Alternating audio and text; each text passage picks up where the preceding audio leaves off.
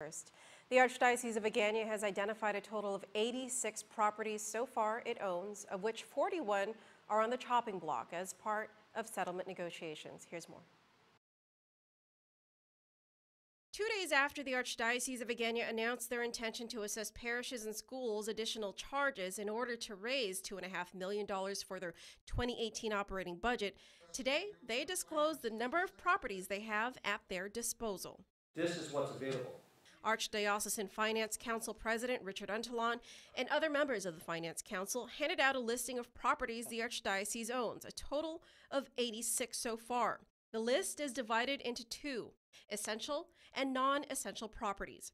Essential properties are, for the most part, parishes and schools, as well as 4 leasehold properties that include the San Vittore Shrine, the Seville and Tang Law Office Building, the Epicure Building, and the FHP lease property.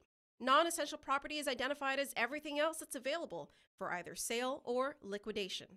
Part of the component of the settlement package is this non-essential properties. The non-essential list is placed in alphabetical order, with the exception of the first 3 properties, which are ordered in highest value. Those 3 properties are the Jontnia property, where the Redemptoris Mater Seminary sits, the Chancery Office on San Ramon Hill, and the former St. Thomas Aquinas High School. The properties given here, again, as said, we're still researching probably another 30 or 40 properties. We started with hundreds of them, I think like 300 properties. So how much are these properties worth? We have, I think we're going to leave that up to the experts, appraisers, and the attorneys, and anyone else who to value this, but we don't want to speculate. The church has previously revealed a net book value of their assets at $135 million, but Untalon says that amount could differ with the actual market value of their properties.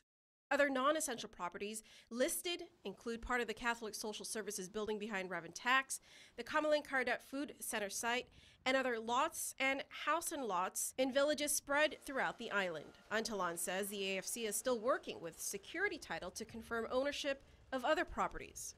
How do you not know which properties you own and don't own?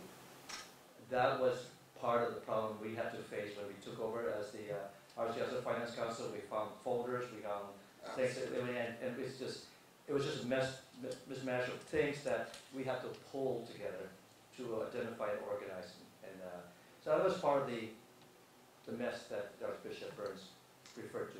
Some of the properties Untalon suspects may have been donated to the church by families decades ago.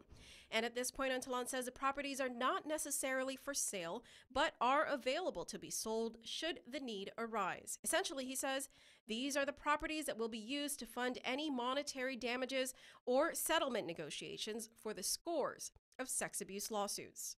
Any idea when you'll be liquidating the first of your properties? We don't want to jump the gun. We don't want to say, okay, we're going to liquidate this and find out that we shouldn't liquidate.